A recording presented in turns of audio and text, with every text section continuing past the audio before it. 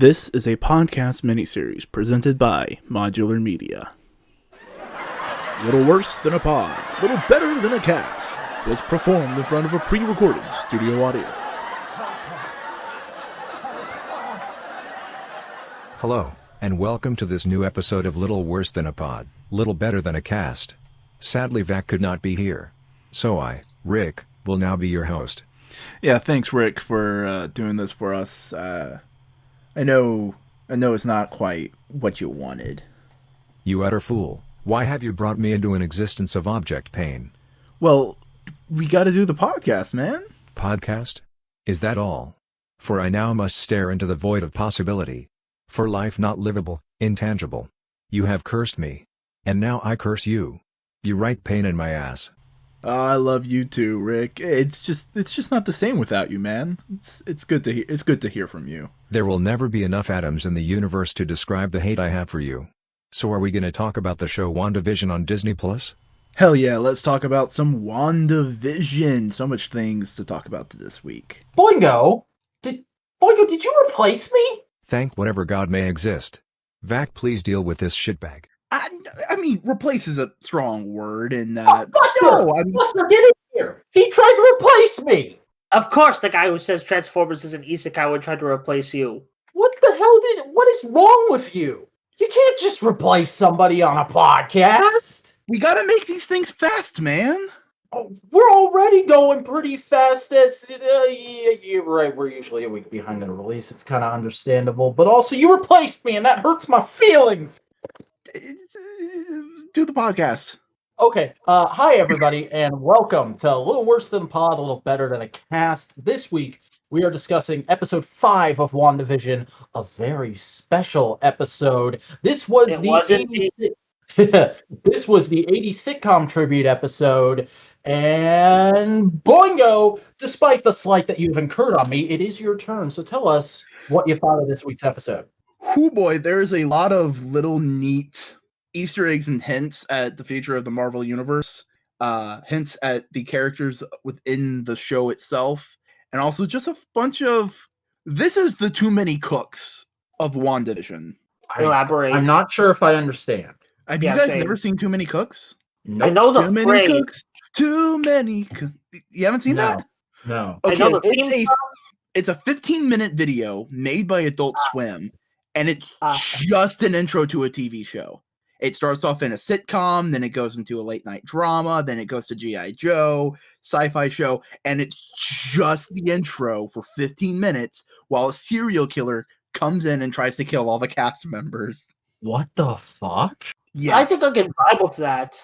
It is amazing, and it was like everywhere a good couple years ago. Like 6 years ago. It's 6 years old. Wow. Mm. Okay. So what do you mean by, like, this is the too many cooks of WandaVision? Explain yourself, sir. What? Oh, Like what? Too Many Cooks played with the meta narrative and the meta idea of the television show intro and playing with that format. And literally, WandaVision does the exact same thing where Wanda kind of initiates the credit sequence to get out of a conversation she doesn't want to have. I get you. Yeah. But also it plays with the framing of sitcoms to add to the mystery that we're involved in, such as, oh, the wacky neighbor always comes in at the perfect time, because that's the way you write a TV show. But Vision's trying to go like, oh, this is weird. Yeah. Yeah, I understand what you mean now. It's playing with our understanding of sitcoms, not to lull us into a sense of security like the first 3 episodes, but to genuinely make us go, yeah, something's really, really wrong here, and I don't know what. Which is Speaking kind of of amazing that it's happening during the 80s episode. Yeah. Actually, like, speaking of that, I just want to say how, like, I was a bit hesitant after episode 4. I was like, okay, are we just gonna ignore the outside world, or are we, like, I was very curious of how the show would follow up, and I like this, like, mix where, okay, how, like, we'll switch between the outside and inside world, or we'll even have the two collide at, like, the one point where, like, Wanda comes in and just says, "Piss off, y'all." Yeah. Now I want to take that audio of you saying that and play it over the scene. That would be. Well, I mean, pretty that's funny. That's a Twitter video for advertising the podcast. Well, I'll get it made. Yay! Yeah. But like it in using our understanding of the sitcom language, it furthers the story because it's showing us a bunch of different things, but also like shows great character growth and elements because we're going into we're right now at the point where we think Wanda is operating this whole thing in order to revive Vision somehow, and then we get to the dead dog scene. Spoilers: the dog doesn't survive. Oof. I mean, he didn't survive the comic he's from either. Yeah. Oof. Oh, we're gonna get to that. We're gonna get to that. Oh no! There's lore to the dog. Yes, and I know it for once. Well, that's because we also talked about it on Analytical Fanboys. Go back and listen to that episode of the Visions. Yeah. But with Wanda, how she helping the boys cope with death, it adds a feeling of like disconnect with the whole thing, and it makes you question, okay, is Wanda learning the lesson? Is she being a hypocrite? Is she unaware of like how everything is falling into place, and she's just going like, you know what, he's here, I'm happy for once, can I just be happy for a bit? I feel like there's go ahead. Yeah, I don't really like that scene because it could just be interpreted in so many different ways and just add so many layers to like Wanda's mental state at the moment. It was probably my third, fourth favorite scene of the episode. But I have to say it's the third, fourth favorite scene of the episode. You know it's a good episode. I feel like there's got to be some kind of meta message in this episode. Like the writers are directly trying to say something about the 80s with all this kind of stuff coming in this episode, and Wanda being such a massive hypocrite with the stuff she's trying to teach her kids in this episode about this decade that was so ridiculously decadent and capitalistic and fucked up an entire generation of kids. But also, on one level, this is the very special episode. How many 80s sitcoms had very special episodes that were hackneyed, unnuanced? It was just there to make a message and to go like, we did our part, you know? Yeah, our hands are totally clean. Yeah, it actually adds again, these like I really like how, especially this episode showcases how the sitcom parody, they're using it to add layers to these characters and story. I love that.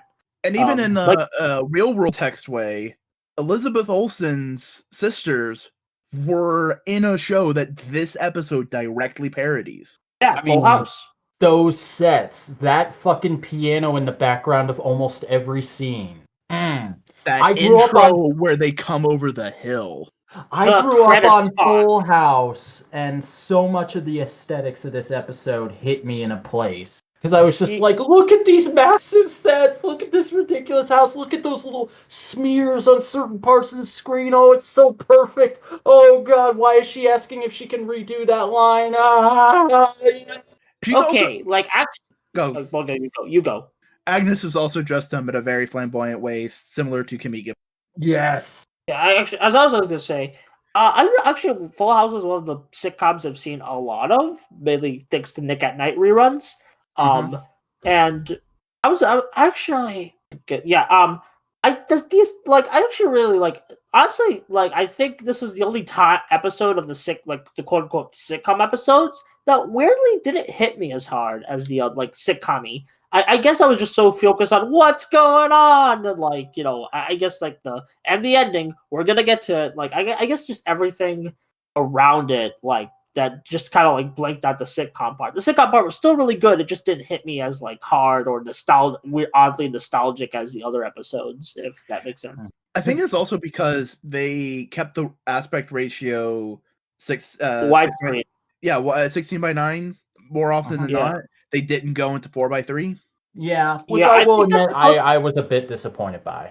I think that's supposed to be because it's like an HD remaster of the show, like on Blu-ray or DVD or something. But I also think it's more Vision's not falling for it anymore. He is seeing the world as we would see it, as the people outside are seeing it. Yeah. Also, speaking of that, can we talk about the scene with Norm? That was again probably my third, fourth, maybe fifth scene, favorite scene of the episode. Just oh my, so many good scenes. But like that It scene was of both Norm, wonderful and terrifying. yeah, it was just and oh my god, it was so good. Okay, and like, I already like Norm mainly because I think he's one of the only Arab guys we've seen so far. But like I think Norm's Arab. I could be wrong. But like or like, and it's just like the when everyone's reading that thing, that's creepy. And then Vision just touches like Norm's head, just like, "Well, who are you?" And then he just starts freaking out, saying, "Where's my sister?" It's like, and it just and like Vision, like he knows Wanda's probably gonna do something horrible to Norm if he doesn't like put him back in the sitcom world. So just the fact that he's like, "I'm sorry," and it just puts him back in the sitcom personality, it just And see, Man, he's there. Vision is in the office in that scene for a distraction. And during the scene where Norm's freaking out, during the bit where Norm's freaking out, I was begging for a distraction. So the moment he went back into sitcom Norm and started making internet jokes again, I was like, oh, thank God. yeah. Like, here's the thing, though. We don't know if it's Wanda controlling him because he never says Wanda. He only says she. Oh god, it's Agnes. Could be. Yeah, probably. But Agnes yeah. seems slightly afraid of Wanda too. Yeah, in episode 3, I just remember like Agnes. I don't know, maybe I don't know what.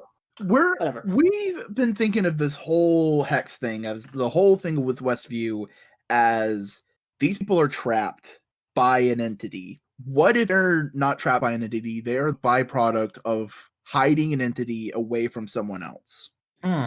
Because here's the thing, Agatha Harkness is a good guy in the comics. She is a good aligned character.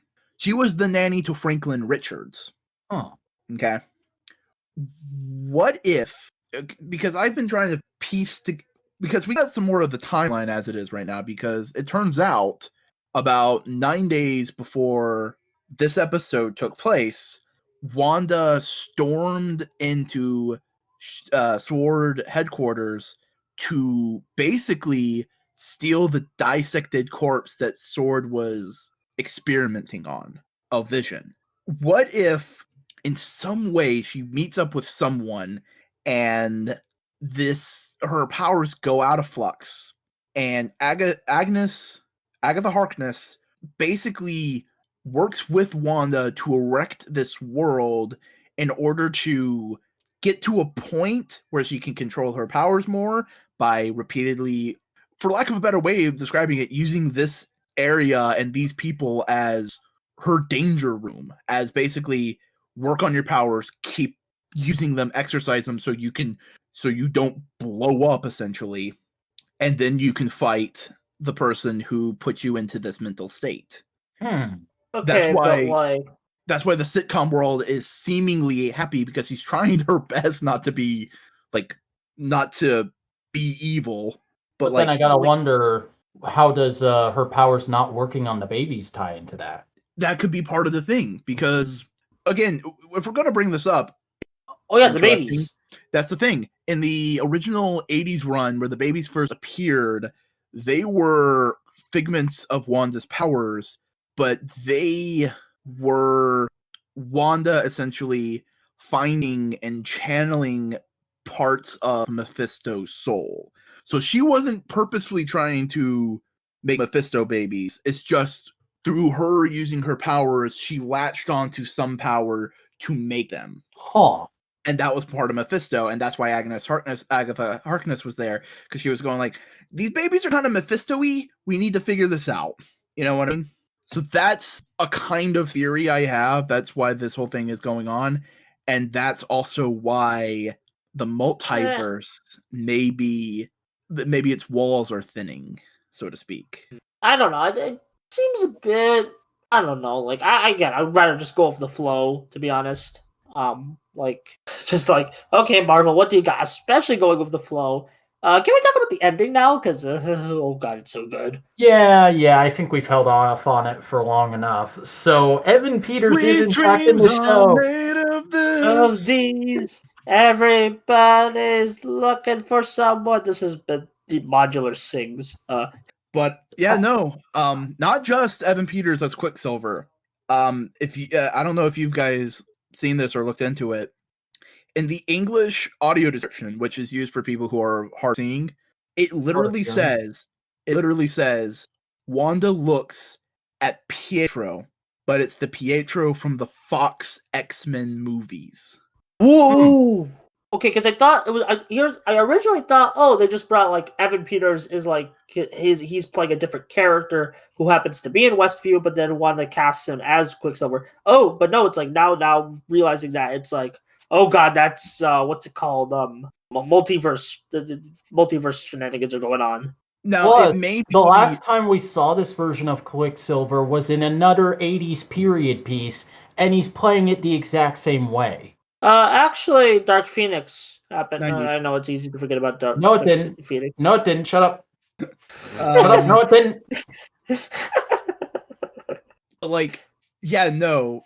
Him being here just goes like, okay, it signifies that a Disney will let Marvel pick and choose some of the Fox stuff that they want to keep. They're already talking about doing Deadpool. Yeah, like Deadpool 3 is already confirmed to be in the MCU. Yeah. They're bringing in this guy. I have a feeling they may also bring in like some of the other stuff that they like. I think we might see what Michael Fassbender, who played Magneto in the Fox movies again. Ian McKellen played the old Magneto. Michael Fassbender played young Magneto. Okay, young Magneto. I think we might see. I think he would be more appropriate, honestly. Yeah, especially since the whole one that has a connection to Magneto.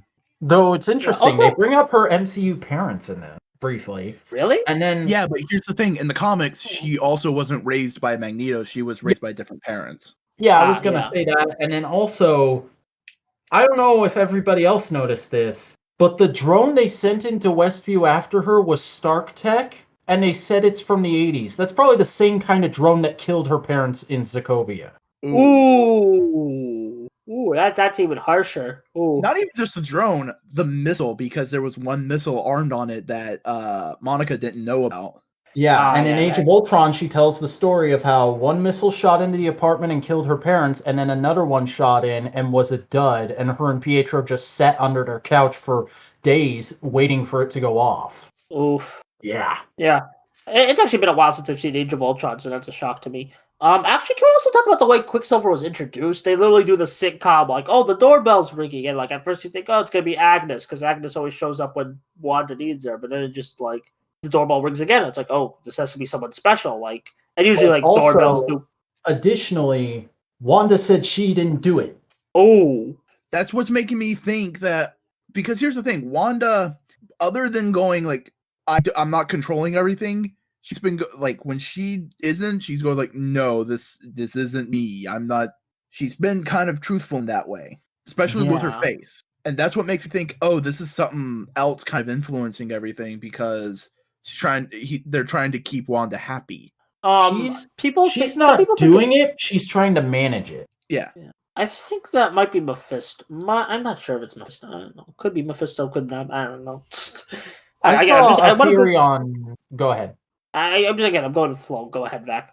Yeah, I was gonna say I saw a theory on Reddit the other day that potentially Wanda stumbled across the base where Armzola was and accidentally revived him with her powers. Okay. Armzola's like a Hydra thing, right? Yeah, remember in Winter Soldier he was a computer man and then he self-destructed? Oh, yeah. So is he using like magic or something? She could have revived him, and then his computer evilness messed up her powers. That seems too far of a stretch. Yeah. Again, like I'd rather just go with the flow. Like we're far past. Like we're basically just pulling ideas from the comics instead of like plot points at this rate. Yeah, that's what I was thinking too. But like ultimately, they are taking influence from the comics. There's a lot of little elements from that. Yeah, that's what I mean. They're taking ideas, just not like the story, if that makes sense. But that's what I'm trying to get at. Is like in the comics, House of M is Wanda creates an alternate reality where everyone's supposed to be happy. But here's the thing: Wanda doesn't come up with the idea. Pietro came up with the idea for House of M. Oh, that's what makes me think. Well, that might not be exactly how they're doing it, but someone influencing Wanda can be a very simple plot point that they can adapt.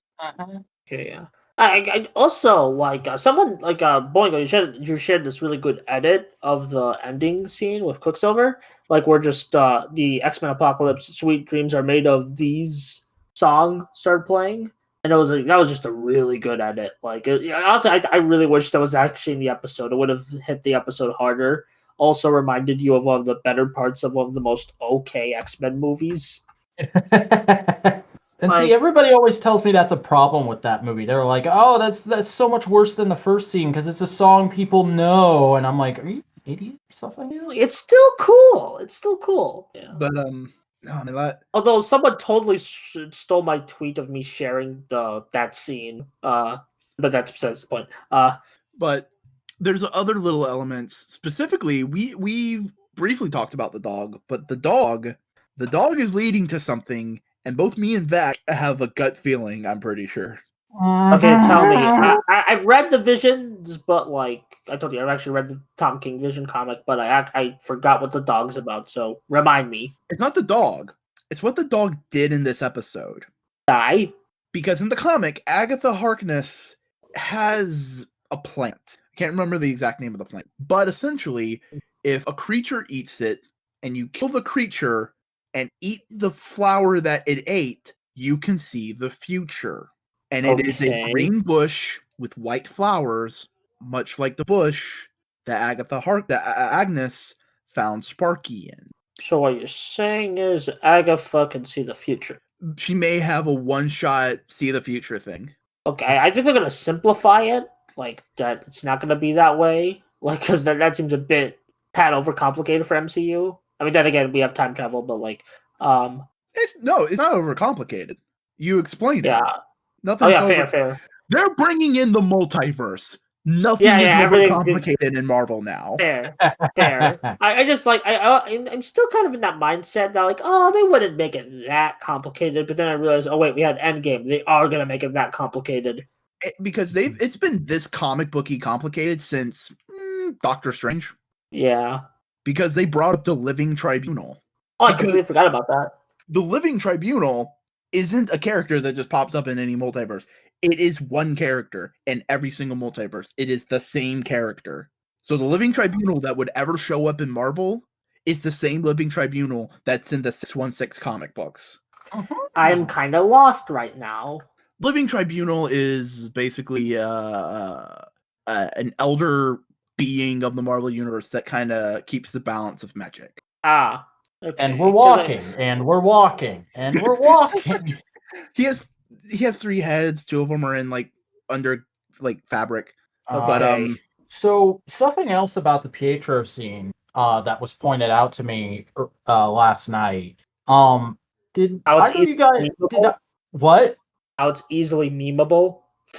That, but like, did you guys look at the mirror that's behind Wanda in that scene? Let me look. I'm gonna pull up the episode and look. I've seen that stuff. I don't know. I think that may. Part of me just feels like that may just be a production thing. Potential. Let me look. I think that might be I think what you're saying is a production thing, but is it like a camera? No, it's just it is a vague, abstract shape in the mirror that is not one-to-one with what you would imagine is right that what you're looking at. It kind of looks like MCU Quicksilver's arm. Oh, might be a production looking. I'm trying to look for the mirror right now. But I mean, they got everybody looking for that kind of stuff now. Yeah. Also, I want to say what else? I want to say something else. Oh yeah, I see it. I see that arm. What else was I gonna say? Do you think there's gonna be another? I think there's gonna be a couple more big cameos because Paul Bettany and said he got to work with a veteran actor. He wanted to work with for a long time. Yeah, I think there'll be a new character. Because I'm not sure how many MCU veteran actors are Yeah, I'm pretty sure that's gonna be a new character. Might be the villain, whoever that is, Mephisto. Who knows? It might be. Ian McDermott for Mephisto. It might be. But there's also we've seen concept art for Wonder Man, so that is definitely a possibility of what could be. Oh yeah, what? I keep forgetting Wonder Man exists. Yeah, I'm sorry. So does Marvel. Don't worry. It Yeah, could I don't also know about be. that. It could be also a knighted actor, one Sir Ian McClellan. Mm. Wait, why is Vac grumbling? Oh, that wasn't grumbling. That was just me doing an extra hard. Ah, okay. Because name a more tenured actor than Sir Ian McClellan. Wasn't he in Transformers: The Last Night, or am I? Or is No, that that was Knight Sir. Knight? That was Sir Anthony Hopkins. Thank you very much. Okay, I'm sorry. I'm getting all Don't my you knighted try to actors- school me on Transformers, kid! Look, I'm sorry. All British people are the same to me. Wow, Bongers. racist. Exactly. Anyways, so we haven't talked about the outside of the anomaly stuff that much yet. Oh yeah. I mean, like especially the kids. Like, so let's first off, Waggar figures out Boygo because he was completely wrong on what Evan Peters was gonna do. It was a theory. It wasn't me saying it was gonna happen. It was a thought. It was like, oh, wouldn't that be cool? But they are doing rapid aging stuff, which tells me by the end of the show, Yeah. we're probably going to settle on a set of actors for the twins, and they're going to do something in a later movie. Or Oh, they'll no, just this- be comedic old men. Or they're just gonna be like, screw it, they're old men now. I mean, That's it's almost as something if the they're MCU setting up would do. it's almost as if they're setting up a Young Avengers with I don't know, like a young Iron Person kind of character, like I don't know, Ironheart. Yeah, maybe Or maybe a very some- a very marvelous miss. Yeah. yeah. Maybe they'll be called sub champions. I failed. There'd probably be somebody in there with a bow and arrow, you know, just for shits and Yeah. giggles. And I mean, if yeah, they maybe- want to, there is a dude in California with a sweet muscle car they could probably get. Maybe they could get some guy from space who shines brighter than a supernova. I don't know. And there happens to be another recently aged up character who has a Young Avengers connection.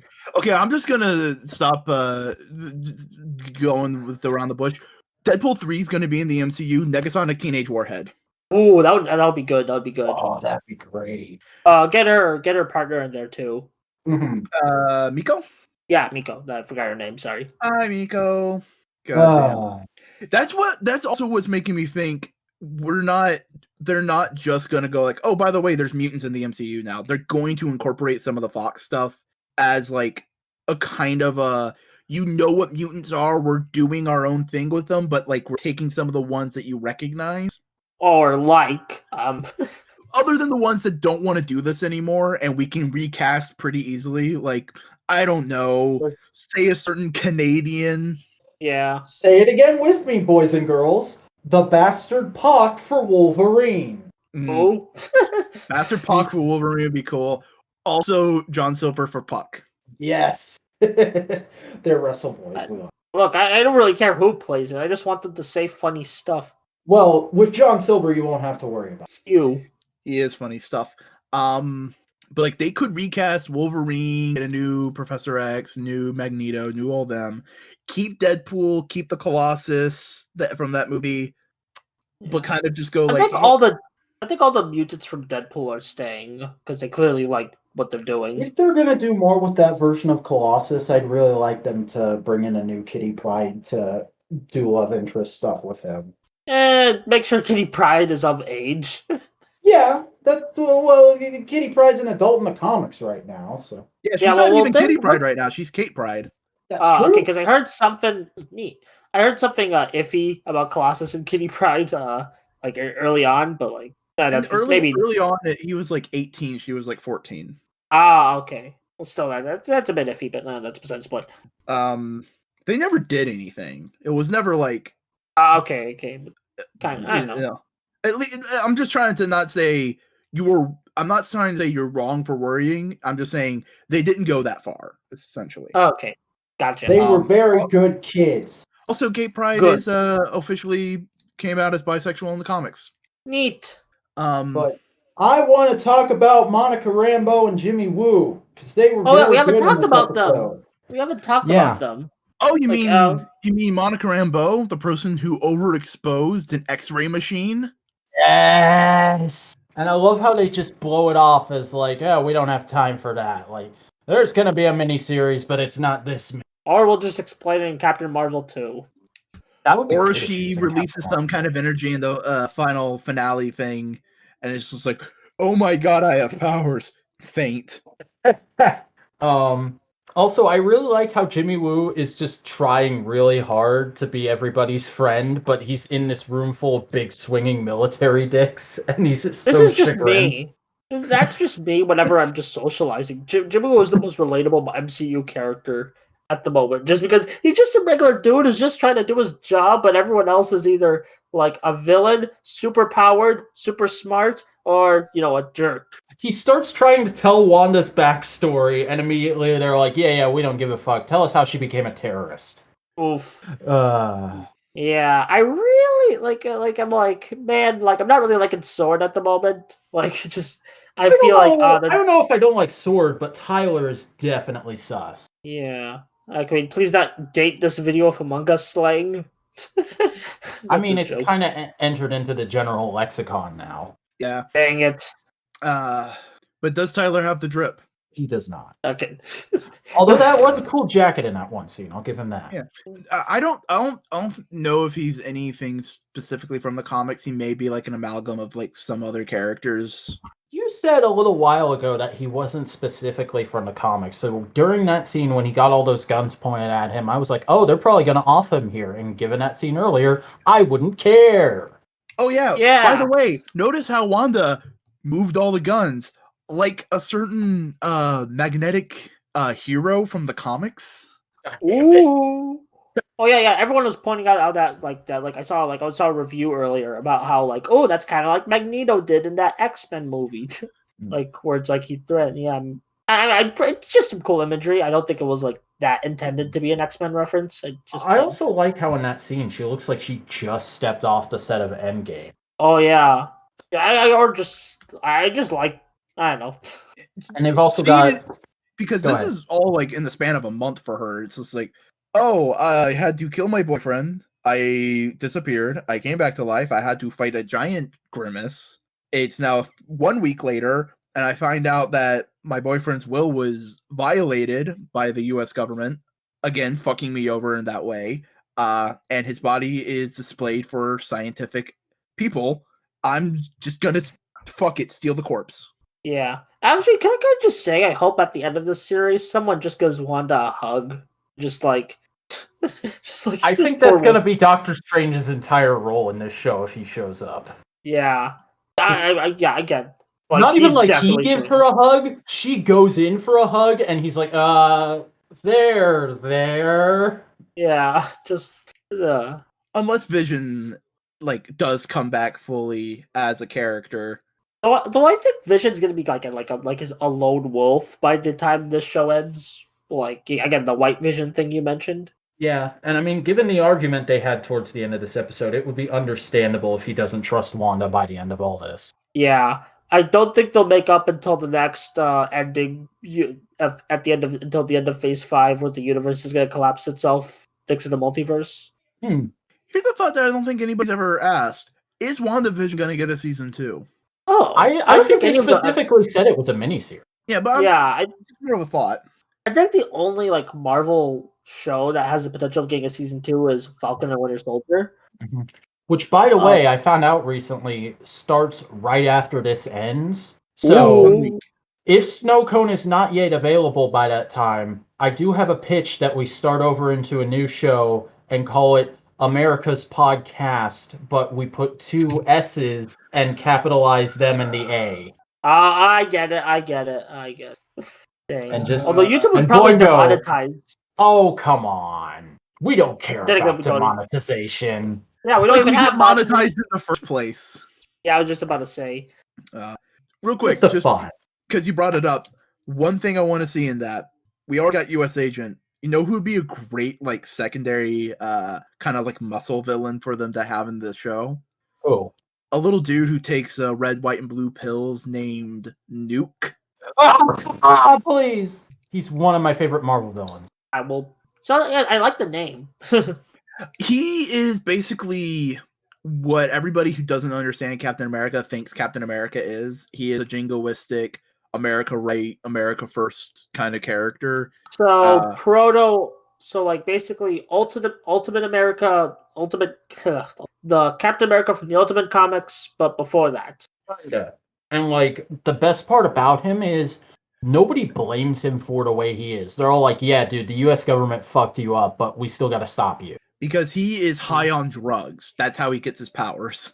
Like literally, the lines he's famous for is asking for pills to give him powers. He has a red to make him powerful, a blue to even him out, and a white to calm him down. So often he'll just say to a military officer that's near him, "Give me a red." I kind of find it funny how we're discussing drug addiction on the WandaVision episode called A Very Special Episode. Okay, this has just been in my head. Paul Bettany as Human Vision in this episode just looked like David Bowie. Dude, Really? he fucking rocks every outfit he's in, and he looked so supremely good in this episode. But he looked like mid-80s Bowie with the hair and the high-cut suit. It was like, Mm-hmm. Honestly, if we're gonna do like a WandaVision drip tier list, Paul Bettany's like triple S tier. I mean, I remember everybody's biggest reaction to Civil War for a few days being, "Damn, Vision can really rock a sweater vest." I don't like Civil War is actually like my biggest introduction to the MCU. Like I already heard of it, but like everyone was talking about Civil War, so I'm like, oh, I gotta check this out. And now look at me here doing a podcast talking about the MCU show. Hey! but Another interesting thing we learned this episode is that it's not hallucinations. Wanda is literally transmogrifying stuff. Oh yeah, like with the bullet thingy. the Kevlar vest. Which was super interesting. I wonder how many of those people have had a chance to change their clothes or go to the bathroom in reality. Everyone's going to stink by the time this is over. It's just gonna be like, we all need showers. Just like you were saying? No, go. I had nothing. No, my thought left my head. That happens to me every once in a while. It's called a brain fart. Thank you very much. Use your I think we just had vernacular. I think we just all suddenly had a brain fart. And do you think we should wrap up, or do we got anything else to say? Oh, there's stuff to say because again, Tommy and Billy are dressed like Wiccan and Speed. Yeah, I noticed that too. So, episode 6 or 7, which episode do we think they're gonna show signs of powers? I think next episode, we will see whichever one is supposed to be Speed actually learning to run with Pietro. Oh yeah, that's gonna be some wholesome moments, especially with him being the Uncle Jesse. Yeah. Although, like actually, speaking of, so another thing like that relates to the sitcom thing, I kind of like how he just like it's kind of like that trope of like sitcoms, like when they reach a season 7 or something, they bring in like a new character who just kind of like invades the show. Oh yeah, I didn't think of that. Especially if like the theory that this is multiverse Quicksilver and not just a resident of Westview that is reality warped to be Pietro. Also, I love that he calls Vision a popsicle, and Vision is literally dead. He's a cold fucking corpse walking around. Also, he was talking about squeezing his sister to death. Like, mark my words, bet me $5 that next episode he starts talking about his dad and goes like, yeah, our dad. The power of magnetism and everything. Oh. And she's just like, what? Yeah. Our dad was Olgloff. He worked in a factory. Oh, you mean that guy? Nah. Our real dad. Those two adopted us. What are you talking about? What are you talking about? And then Michael Fassbender just walks in the frame and goes, what are you talking about, finger? Show me the real Raven. And then he just Michael Fassbender with a Pringles mustache. Yes. 90s ass Pringle mustache. Oh yeah, next episode we're in the 90s. Yeah. Back in the 90s, I was in a very famous TV show. You were right about the Family Matters. The one with Michael J. Fox. They even had the sign from the kitten in the kitchen this show. It's true.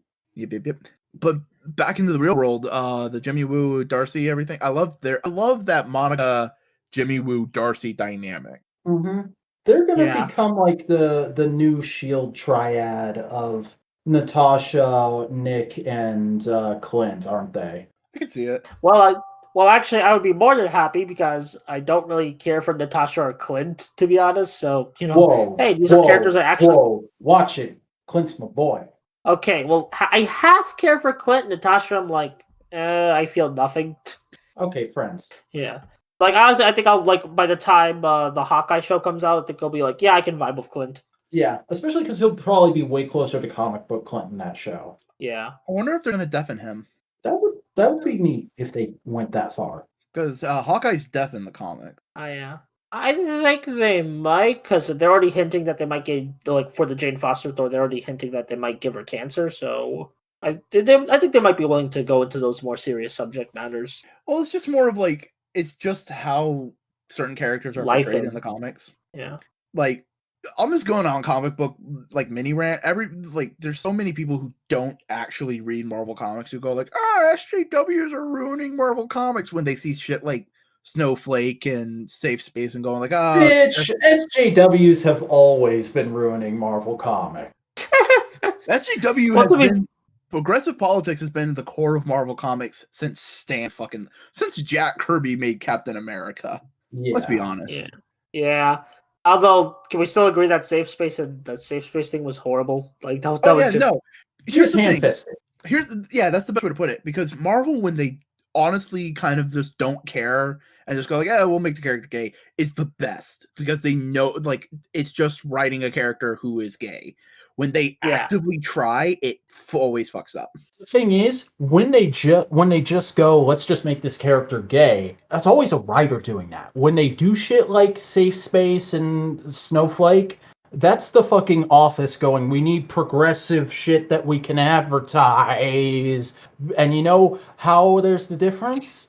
When the office does it, everybody reacts to it badly. When the writers do it, the only people who react to it badly are Fox News. Yeah. And even then, there is a good number of like LGBT very diverse characters that are just there that no one knows about. Yeah.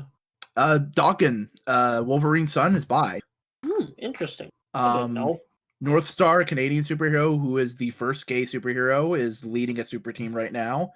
Apollo and Midnighter are gay Batman and Superman in the Marvel Universe. That sounds like the greatest idea ever.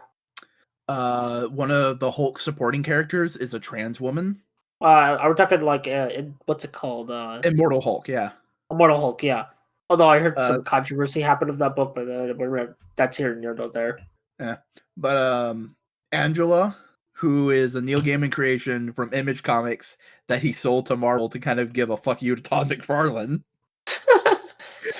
is like the half sister to Thor, who is dating a trans woman witch.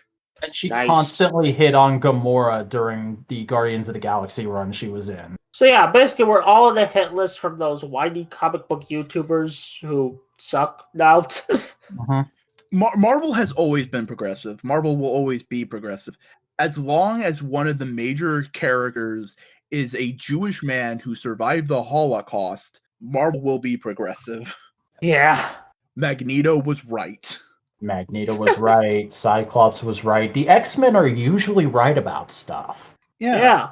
So I think we should wrap this up. We kind of went on like a huge, like Mr. Burns style Mr. Burns style tangent. Was it even a Mr. Burns? Just kind of went a huge tangent. But yeah, so we got a lot of little elements popped up. We got a new hero possibly happening. We got some dissension within the Hex. We got an official name for it. Which references magic being a thing with Wanda in the comics. Yep. I'm trying to think of any like thing specific that is. We learned that Hayward is a massive bag of dicks. Yep. Also, the aerospace engineer is probably not going to be Reed Richards because in the Spanish subtitles, it was the verbiage usage was feminine. Because Spanish is the gendered language. Does Monica have like what kind of friends does Monica have? Well, I don't know because I don't read comics. Boingo, any theories? She's associated with Captain Marvel, Carol Danvers mostly. And the only major character in the comics that is just an aerospace engineer isn't one in the MCU, and because he's already been introduced as Rhodey.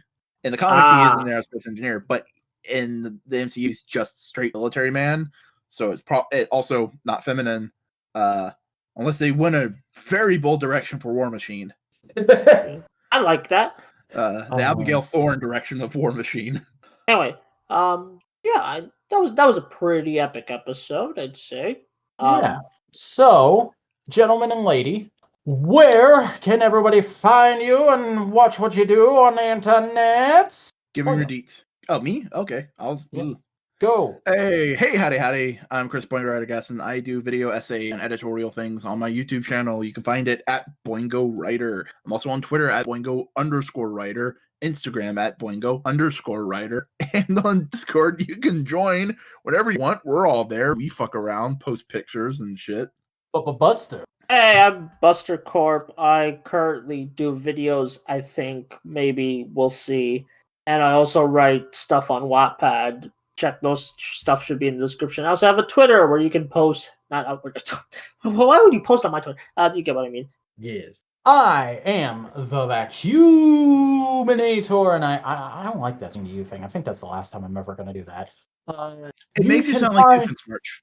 It really does. I've got a YouTube channel that I'm no longer doing stuff on. I'm currently on hiatus, but you can check out my back catalog at youtube.com/thevacuuminator, which is spelled TheVacuuminator. You can also find me on Twitter at thevacuuminator and on Instagram, where I post figure photography at _vacuuminator. But don't worry about that so much. I want you to keep up with all things modular media if you're enjoying this podcast. So go ahead, give us a like, give us a comment, subscribe, and ring the bell for more episodes of this and more podcasts as they come out. Get hype for our next podcast, which will probably be announced by the time this goes up. This Week in Toku with myself and Buster. It's gonna be a gas. And also keep up with us on Twitter at the Modular Media and join our subreddit r/Modular Media. And that's gonna do it for this episode. So we'll see you next time when we'll be discussing episode 6 of WandaVision. God damn, so many things. Plugging all the things. Like we're a couple of sluts.